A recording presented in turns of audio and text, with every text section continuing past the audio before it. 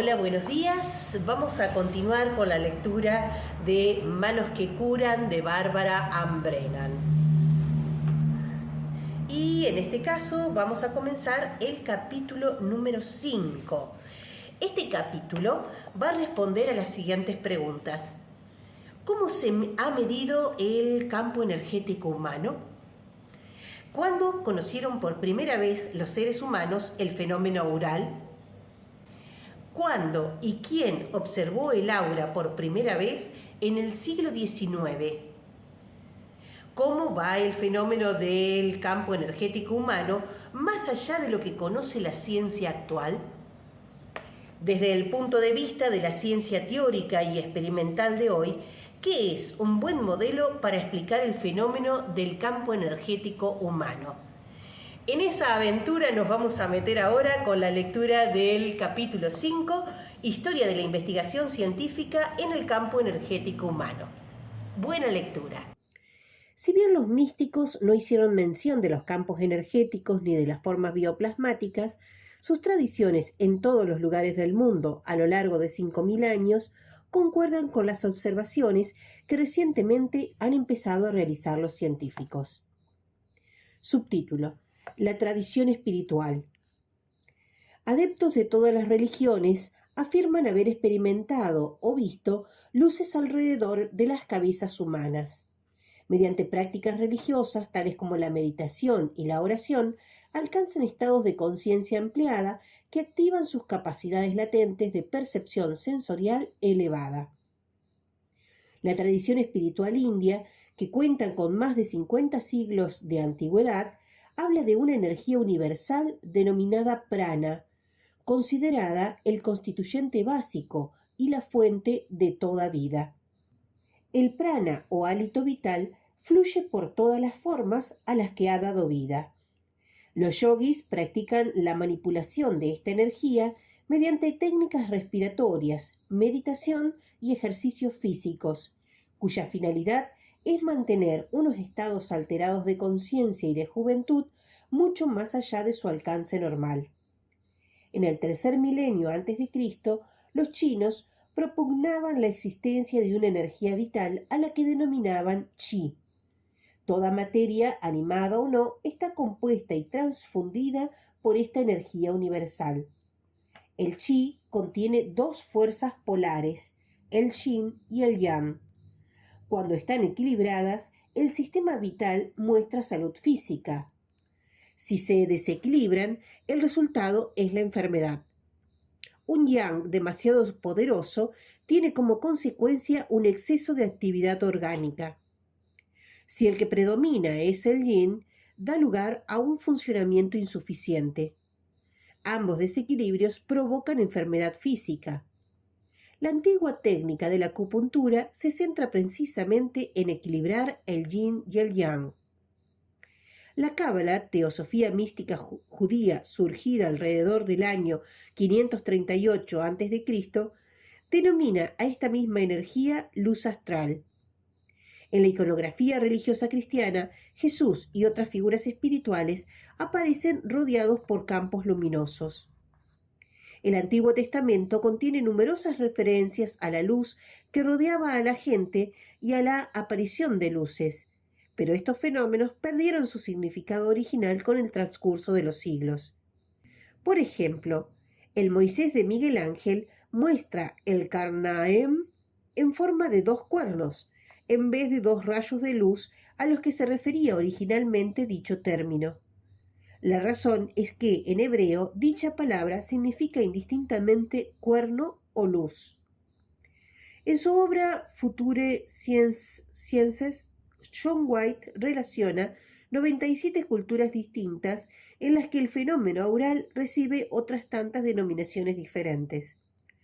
Muchas enseñanzas esotéricas, como la de los antiguos textos védicos del hinduismo, los teósofos, los rosacruces, los miembros de la Native American Medicine People, los budistas tibetanos e indios, los budistas zen japoneses, Madame Blavatsky y Rudolf Steiner, por citar solo unas pocas, describen detalladamente el campo energético humano.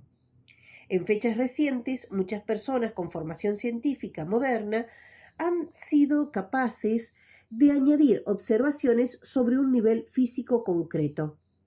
Subtítulo: La tradición científica desde el 500 a.C.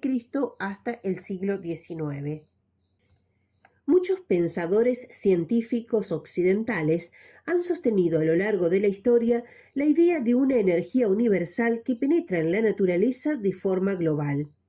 Esta energía vital, percibida como un cuerpo luminoso, fue registrada por los pitagóricos por primera vez en la literatura occidental alrededor del año 500 a.C.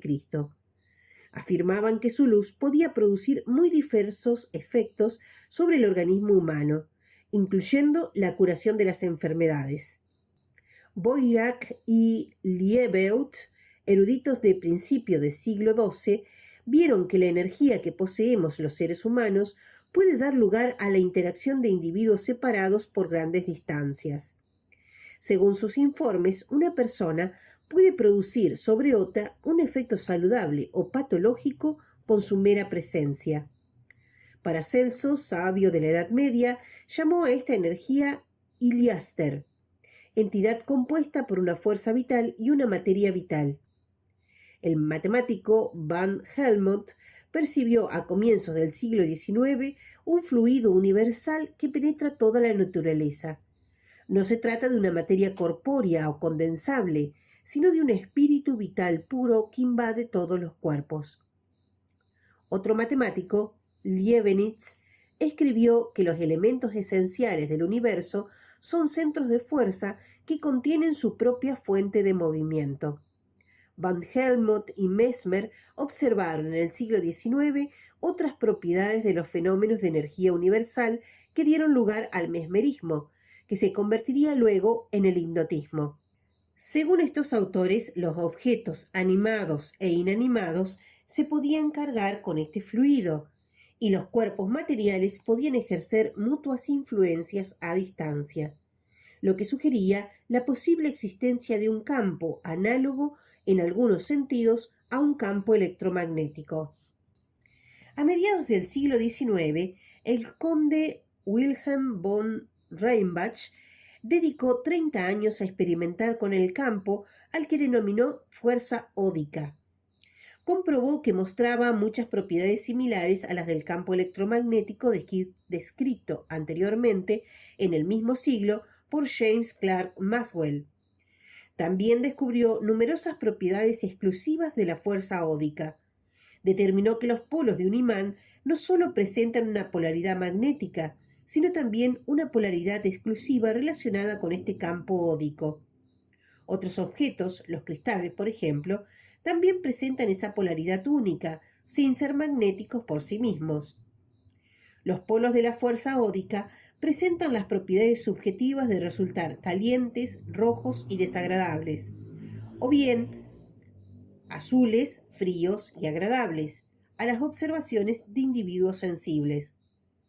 Determinó además que los polos opuestos no atraen como en el electromagnetismo. Comprobó que, con la fuerza ódica, los polos semejantes se atraen, es decir, el igual atrae al igual. Se trata de un fenómeno aural muy importante, como tendremos ocasión de ver más adelante. Von Reichenbach estudió la relación entre las emisiones electromagnéticas del Sol y las concentraciones afines del campo ódico. Descubrió que la mayor concentración de esta energía radica en las gamas rojas y azul-violetas del espectro solar. Von Rheinbach especificó que las cargas opuestas producían sensaciones subjetivas de calor y frío en grados variables de potencia que pudo relacionar con la tabla periódica de los elementos químicos mediante una serie de ensayos ciegos. Todos los elementos electropositivos proporcionaban a los sujetos desagradables sensaciones de calor. Todos los elementos electronegativos pertenecían a la parte fresca, agradable, con un grado de intensidad de las sensaciones paralelo a su posición en la tabla periódica, yendo del calor al frío de acuerdo con la variación de los colores espectrales del rojo añil. Von Reichenbach descubrió que era posible conducir el campo ódico a través de un alambre, que la velocidad de conducción era muy lenta, de aproximadamente 4 metros por segundo, y que ésta parecía depender de la densidad de masa del material más que de su conductividad. Además, era posible cargar los objetos con esta energía de forma similar a cómo se hace mediante un campo eléctrico. Otros experimentos demostraron que se podía enfocar parte de este campo a través de una lente, como si fuera luz, mientras que otra parte fluiría alrededor de dicha lente de forma semejante a cómo pasa la llama de una vela alrededor de los objetos situados en su camino. Esta porción desviada del campo óptico reaccionaría también como la llama de la vela cuando está sometida a corrientes de aire, lo que sugiere que su composición es similar a la de un fluido gaseoso. Todos estos experimentos demuestran que el campo aural posee propiedades que permiten pensar que su naturaleza es a un tiempo particulada como un fluido y energética como las ondas luminosas. Von Reichenbach comprobó que la fuerza del cuerpo humano producía una polaridad similar a la que presentan los cristales a lo largo de sus ejes principales. Basándose en tal evidencia experimental, describió el lado izquierdo del cuerpo como polo negativo y el derecho como positivo, un concepto similar al de los antiguos principios chinos del yin y el yang antes mencionados. Subtítulo: Observaciones de los médicos del siglo XX. En los párrafos anteriores hemos visto cómo hasta el siglo XX se realizaron estudios tendientes a la observación de las distintas características de un campo energético que rodea a los seres humanos y los objetos. Muchos médicos se han interesado también por este fenómeno desde los albores del siglo XX. En 1911, el doctor William Kilner dio cuenta de sus estudios sobre el campo energético humano contemplado a través de pantallas y filtros coloreados. Describió una neblina brillante dispuesta en 3 zonas alrededor de todo el cuerpo. A. Una capa oscura de unos 60 milímetros pegada a la piel, rodeada por B. Otra capa más vaporosa de unos 2,5 centímetros que fluía desde el cuerpo en sentido perpendicular. Y C. Una delicada luminosidad externa de contornos indefinidos, algo más separada, con una anchura de alrededor de 15 centímetros. Kilner comprobó que el aspecto del aura, como lo denominó, difiere considerablemente de un sujeto a otro, dependiendo de la edad, el sexo, la capacidad mental y el estado de salud. Determinadas enfermedades producían manchas o irregularidades en el aura, lo que movió a Kilner a desarrollar un sistema de diagnóstico basado en el color, la textura, el volumen y el aspecto general del envoltorio. De esta forma diagnosticó algunas enfermedades como las infecciones hepáticas, apendicitis, epilepsia y alteraciones psicológicas como la histeria. A mediados del siglo XX, los doctores Georges Delaware y Ruth Brown construyeron nuevos instrumentos para detectar las radiaciones de los tejidos vivos. El primero desarrolló la radiónica, un sistema de detección, diagnóstico y curación a distancia que se servía del campo energético biológico humano. Sus trabajos más impresionantes son unas fotografías que fueron tomadas utilizando el cabello del paciente como antena. En ellas se muestran formaciones internas de enfermedades del tejido vivo, tales como tumores y quistes de hígado, tuberculosis pulmonar y tumores cerebrales malignos. Incluso logró fotografiar un feto vivo de 3 meses en el interior del útero. El doctor William Reich, psiquiatra y colega de Freud, a principios del siglo XX, se interesó vivamente por una energía universal a la que denominó orgónica.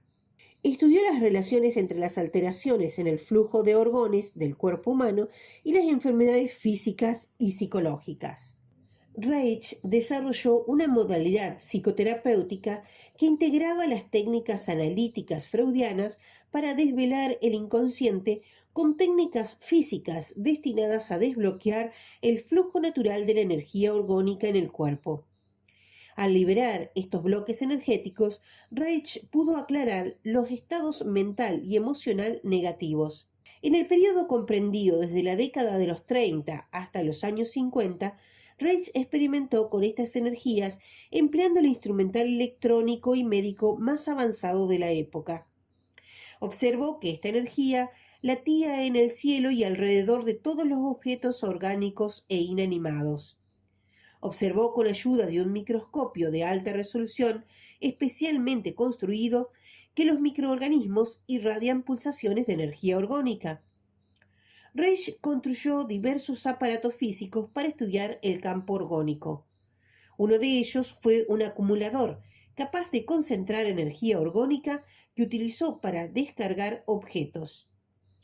Observó que una válvula de descarga al vacío podía, después de haberse cargado con un acumulador durante un periodo de tiempo prolongado, conducir una corriente eléctrica a un potencial considerablemente más bajo que el suyo normal de descarga.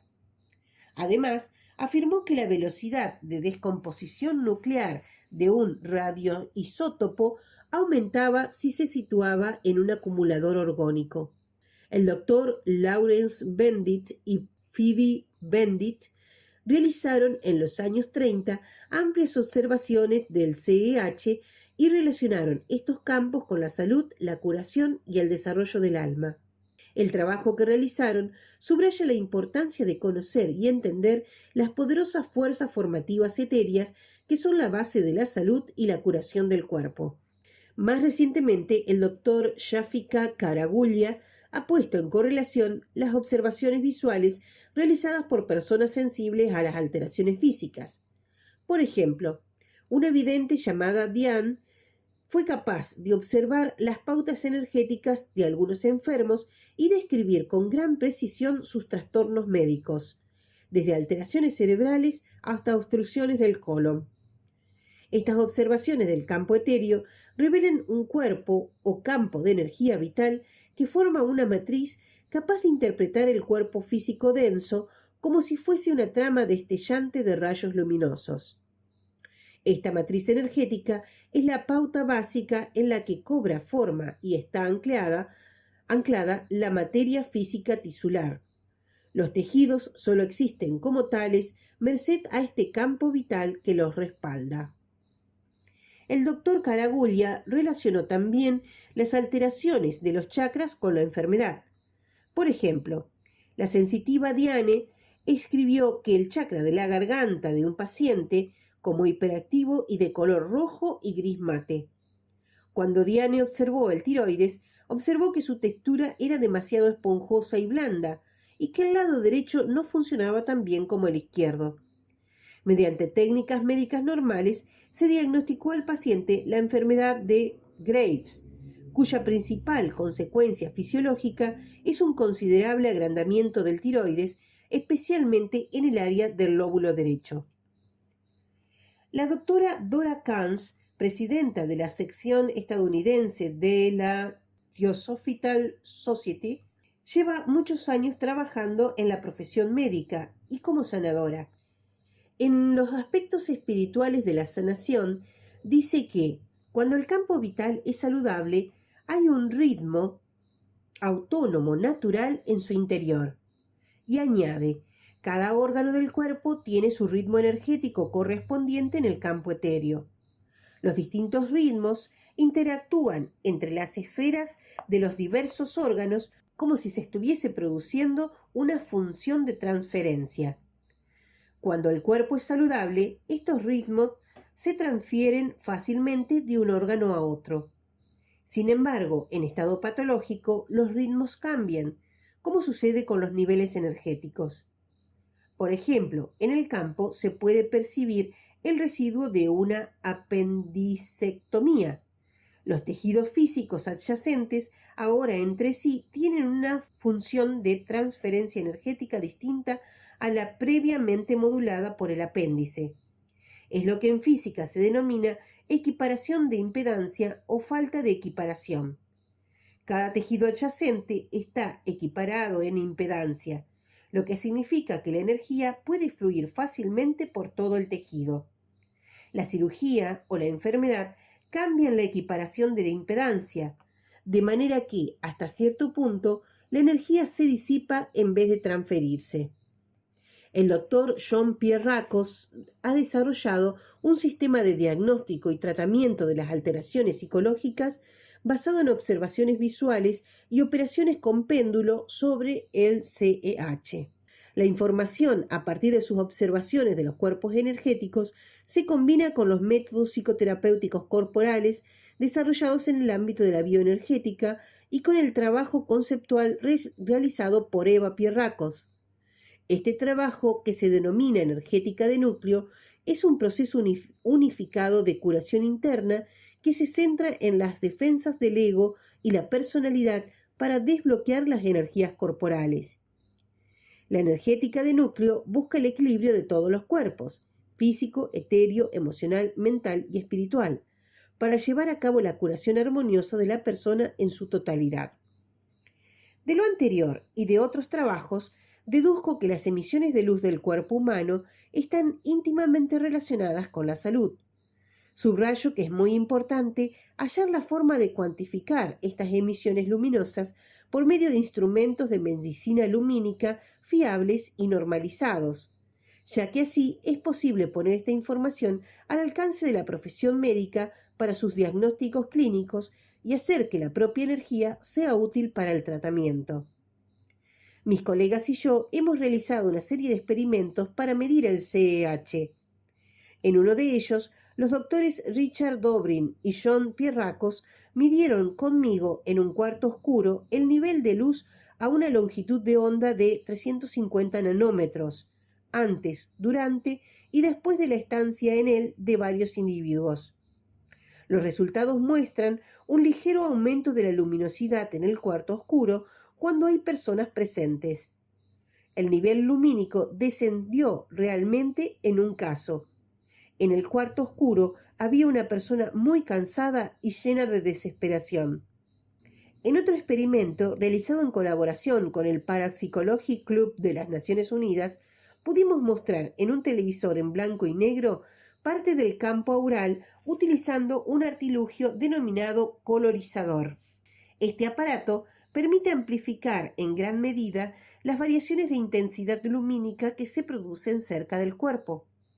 En un nuevo experimento, esta vez realizado en la Universidad Drexler con el Dr. William Eichson y Karen Genstra, una sensitiva que trabajó durante años con el Dr. Rine de la Universidad de Duke, logramos alterar con energía oral, doblándolo o atenuándolo, un pequeño rayo láser de 2 milivoltios.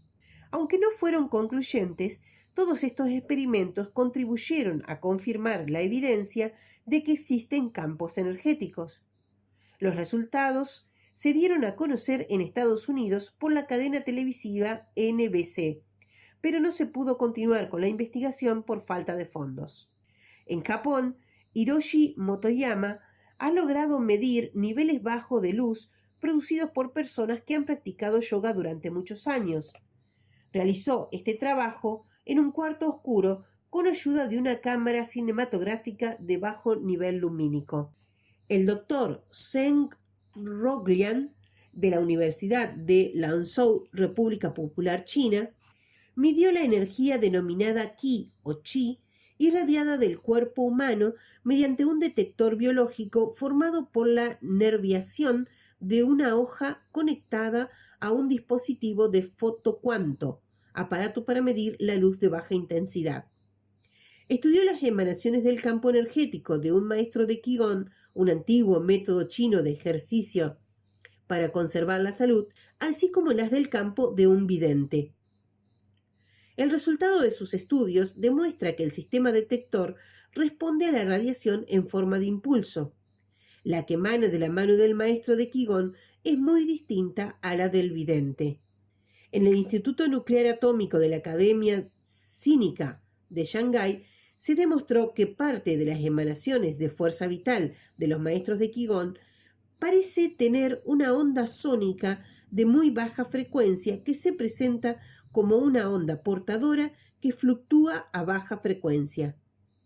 En algunos casos también se detectó la energía Qi como flujo de micropartículas con un tamaño de unas 60 micras de diámetro a una velocidad de unos 20 a 50 centímetros por segundo. Hace algunos años, un grupo de científicos soviéticos del Instituto de Bioinformación A.S. Popov anunció el descubrimiento de que los organismos vivos emiten vibraciones de energía a una frecuencia de entre 300 y 2000 nanómetros. Los científicos soviéticos denominaron a dicha energía biocampo o bioplasma. Descubrieron que las personas capaces de realizar con éxito la transferencia de bioenergía poseían un biocampo mucho más ancho y fuerte. Estos hallazgos han sido confirmados por la Academia de Ciencias Médicas de Moscú y están refrendados por las investigaciones realizadas en Inglaterra, los Países Bajos, Alemania y Polonia.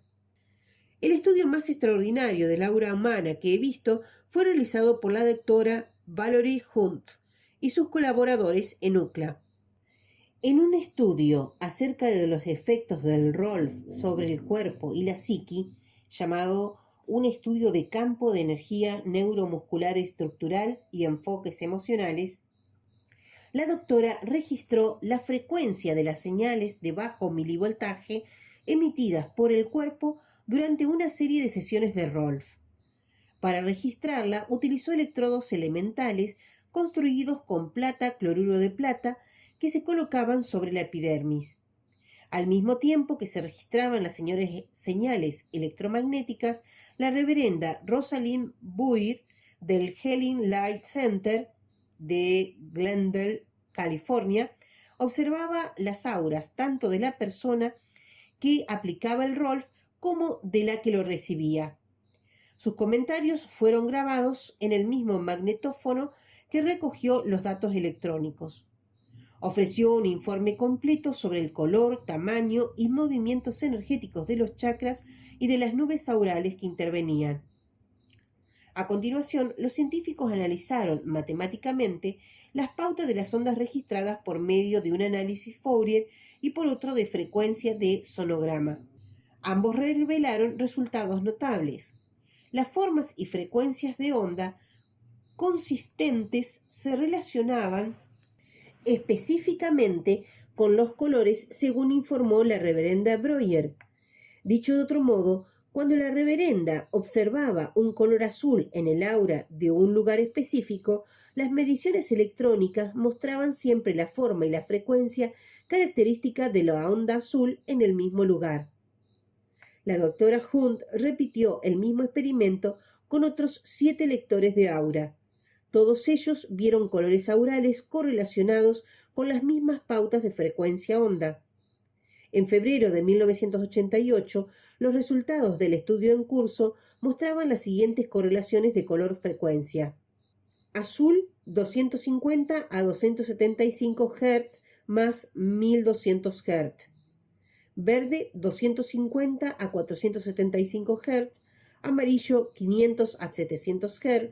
Naranja, 950 a 1050 Hz. Rojo, 1999 a 1250 Hz.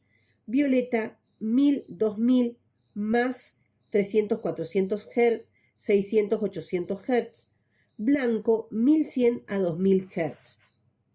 Estas bandas de frecuencia, excepto por lo que se refiere a las bandas adicionales de azul y violeta, se encuentran en orden inverso a la secuencia de color del arco iris. Las frecuencias medidas constituyen una señal identificativa de la instrumentación y de la energía que se mide. La doctora Hunt afirma lo siguiente: a lo largo de los siglos, los sensitivos han visto y descrito las emisiones aurales, pero esta es la primera evidencia electrónica objetiva sobre frecuencia, amplitud y tiempo, lo que supone un espaldarazo para sus observaciones subjetivas de la descarga de color. El hecho de que las frecuencias de color descubiertas en estos experimentos no dupliquen las de la luz o la pintura no resta validez al descubrimiento. Cuando comprendemos que lo que vemos como colores son frecuencias captadas por el ojo, que hemos diferenciado y a las que hemos adjudicado un símbolo verbal, nada hay que indique que los centros de proceso del ojo y del cerebro deban interpretar el color únicamente en altas frecuencias. El criterio definitivo para la experiencia del color es la interpretación visual. Sin embargo, contando con instrumentos más afinados y técnicas perfeccionadas de registro y reducción de datos, estos principalmente hasta 1500 Hz pueden contener hoy con toda facilidad frecuencias mucho más altas. La doctora Hunt añadió que los chakras solían tener los colores que se habían consignado en la literatura metafísica, es decir, rojo kundalini, naranja hipogástrico, amarillo vaso, verde corazón, azul garganta, violeta tercer ojo y blanco corona. El chakra del corazón era con mucho el más activo. Los sujetos tenían muchas experiencias emocionales, imágenes y rememoraciones conectadas con las distintas áreas del cuerpo sometidas al Rolf. Estos hallazgos avalan la creencia de que el recuerdo de las experiencias se almacena en el tejido corporal. Por ejemplo, cuando se someten al proceso de Rolf las piernas de alguien, cabe que vuelva a vivir la experiencia de aprender a usar el orinal en su primera infancia. No solo la recordará, sino que volverá a vivirla emocionalmente. Con frecuencia, los padres intentan enseñar al niño a usar el orinal antes de que su cuerpo haya establecido la conexión del cerebro con los músculos para controlar realmente el esfínter que regula las deposiciones. Como el niño no está fisiológicamente capacitado para controlar el esfínter, compensará esta carencia apretando los músculos de los muslos. Esto supone someter al cuerpo a una gran tensión y fatiga, que en muchas ocasiones perduran de por vida, o se mantienen hasta la puesta en práctica de intensas sesiones de Rolf o bioenergéticas. Cuando se ha aliviado la tensión y la fatiga muscular, el alivio llega también a la memoria. Otro ejemplo de mantenimiento de la memoria de la tensión es la rigidez de hombros que sufren muchas personas. Procede de haber sostenido sobre los hombros el miedo o la ansiedad. El lector puede preguntarse a sí mismo: ¿qué es lo que temo no ser capaz de lograr? ¿O qué creo que pasará si no tengo éxito? Subtítulo: Conclusiones. Si definimos el campo energético humano como todos los campos o emanaciones del cuerpo del individuo, podremos ver que muchos componentes bien conocidos del CEH han sido medidos en laboratorio. Son los componentes electrostáticos, magnéticos, electrónicos, sónicos, térmicos y visuales del CEH. Todas estas mediciones concuerdan con los procesos fisiológicos normales del cuerpo, superándolos para aportar un vehículo al funcionamiento psicosomático. Las mediciones de la doctora Hunt muestran frecuencias definidas para colores de aura igualmente precisos. Dichas frecuencias pueden tener sobretonos más altos, que no fueron registrados a causa de las limitaciones del equipo de laboratorio utilizado. Las mediciones relacionadas más arriba muestran también que el CEH se compone de partículas y que tiene un movimiento semejante al de un fluido, como las corrientes de aire o de agua. Estas partículas son diminutas, incluso subatómicas, según algunos investigadores. Cuando dichas partículas ínfimas se desplazan juntas, formando nubes, los físicos suelen denominarlas plasmas. Estos se atienen a determinadas leyes físicas, lo que ha llevado a los físicos a considerarlos como un estado entre la energía y la materia. Muchas son las propiedades del CEH medidas en laboratorio que sugieren un quinto estado de la materia, denominado bioplasma por algunos científicos.